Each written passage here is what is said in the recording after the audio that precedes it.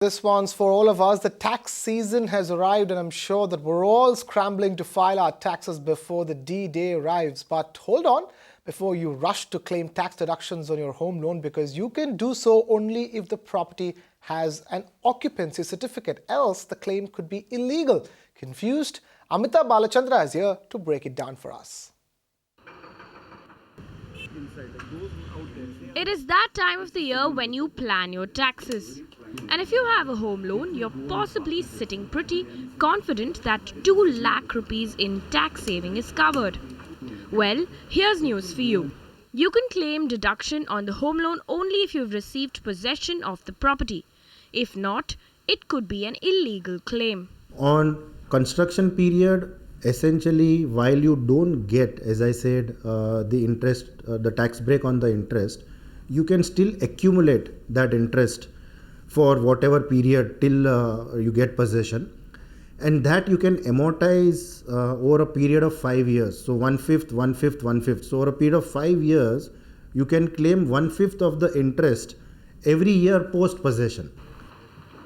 Put simply, taxes for under construction properties can be availed in 5 equal installments post completion of the project.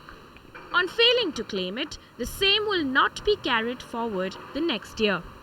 But what if you have already claimed tax benefits for an under construction property? How do you revise the tax you have already claimed? One has to see if one can revise the return, and there is a time frame to revise the return. So if you are within the time frame, then it is advisable to withdraw the return and revise and file the correct return by not claiming the interest. And then in the year in which you have got the possession, for which again, either if you have filed the return, then revise that return as well. But if you are now going to file a fresh return, then claim that additional interest on a 1/5 basis based on the certificate provided by the lender, and you can accordingly claim it. The first step to claiming deduction, however, is to get all your documents in place. How much deduction you get also depends on whether you're going to reside in the house or rent it out.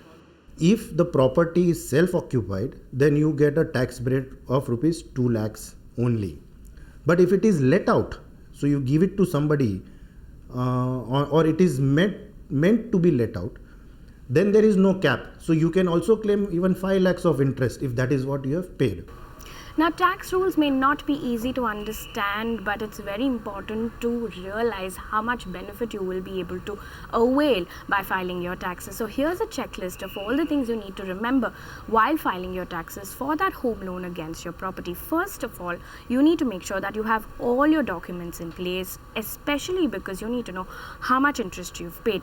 Second, you need to know how you're going to decide how you're going to treat your property, whether you're going to be renting it out or you're going to be occupying it yourself. Remember, if you do rent out your property, you will be able to avail the maximum tax benefit.